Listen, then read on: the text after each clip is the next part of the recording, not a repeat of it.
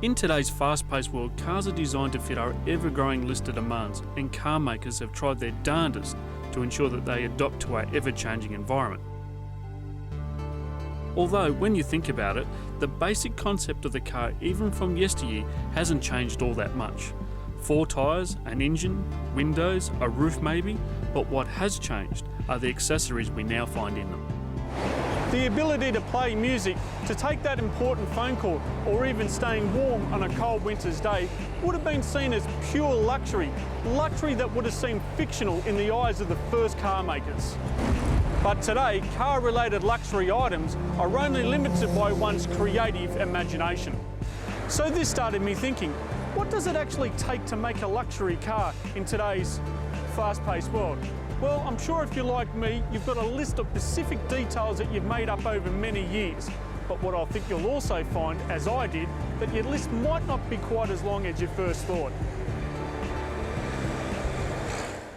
So let's take a look what might be on your list. A fresh design, plenty of room and space with neat little hidey holes, the latest in gadgets and technology, comfortable seating dressed in leather, heated seats even, a look of style and grace that draws onlookers, and an air of heritage and tradition. It's not a bad list to start from, but I have to ask you this. Does vision, passion, commitment and a common goal have right a place also on that list? Because if it does, our next story might be of real interest to you. Because there is one such company that is shifting the way we think about the mid-size car luxury end of the market, Kia. Now, obviously you can't compete against the big traditional hitters, but through creative marketing and a smart product range, you tend to get people that will stop, look and take interest. And that's exactly where I believe Kia is right now.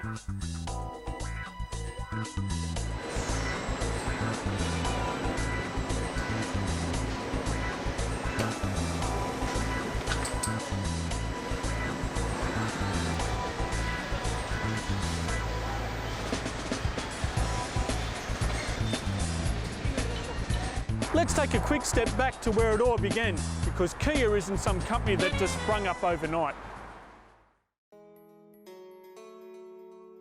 On the 9th of June 1944, the company was founded as a steel tubing and bicycle parts manufacturer.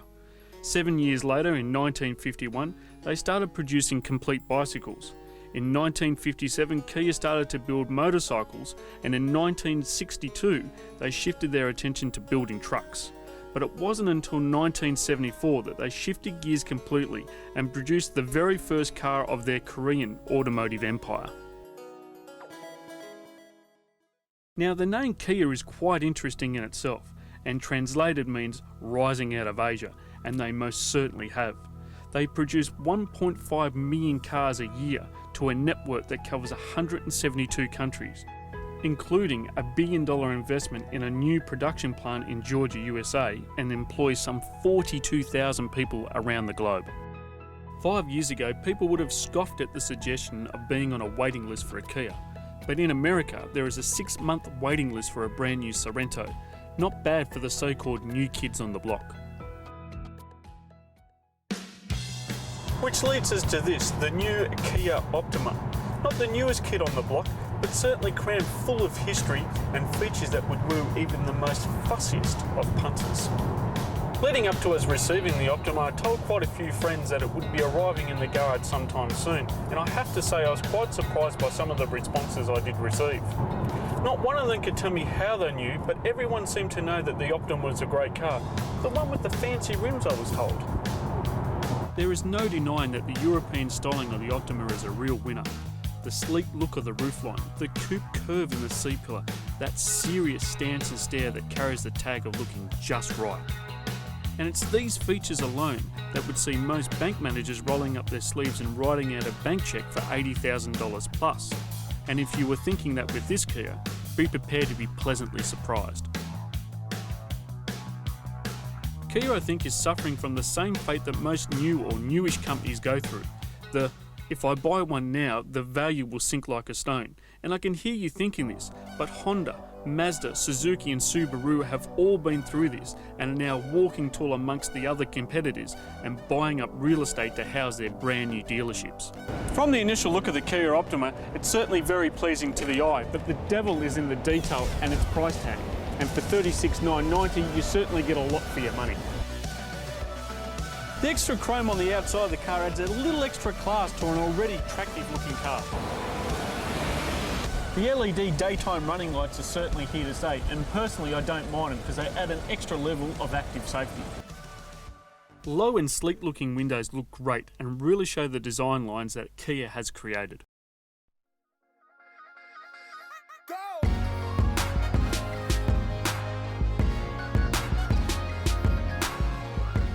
The 18-inch rims are a real standout and help balance the entire car. Now, I'm not personally one for the bling bling, but they actually match the car just perfectly. Standard safety features include ABS, electronic stability control, side intrusion bars and a host of airbags which help lift the Optima to a 5-star NCAP safety rating.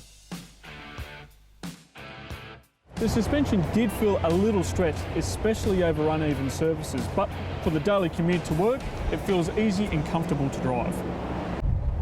Powered by an ample 2.4 litre 4-cylinder, puts out 148 kilowatts and 250 newton-metres of torque, which gives the Optima plenty of punch when required.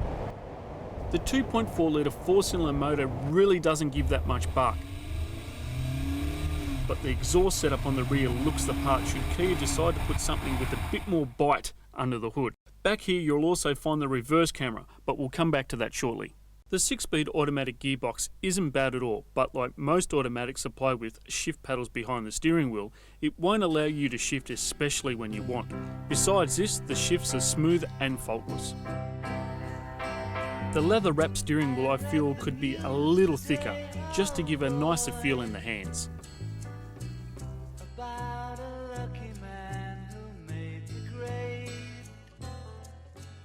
So just a quick demonstration on the keyless go. Key in the pocket, just walk up to the car.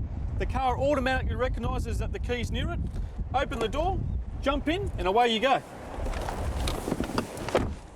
So the push button start is another interesting feature that I really like. Once you're in the car, all you have to do is just reach across. There's a little button that says engine start, stop. Push that once, the seat pulls you in nice and close, and you're ready to go. First you need to put your seatbelt on. The alloy sport pedals provide another classy look, although I found the brake pedal is set a little too far to the right to enable left foot braking, but if you brake with your right, it's set nice and close to the accelerator. There's an 8-speaker sound system with Bluetooth, MP3 and iPhone access. Dual zone air conditioning comes standard, and a truly neat feature is the front heated leather seats with a cooling option. I honestly didn't think the cooling option would work, but it works just brilliantly. Now the seats are very comfortable, but they could do with a little bit of extra lumbar support. Now coming back to the rear reversing camera, Kia don't have a big display here on the dash, but what they have done is a little bit smart. Put a little screen here in your rear reversing mirror, which shows you where you're going. The Optima isn't new to the scene by a long stretch, but the luxury and the technology that's crammed into this car would have you thinking that it was only released yesterday. And I can't wait to see what Kia's got in store for us next. Here is the all-new Kia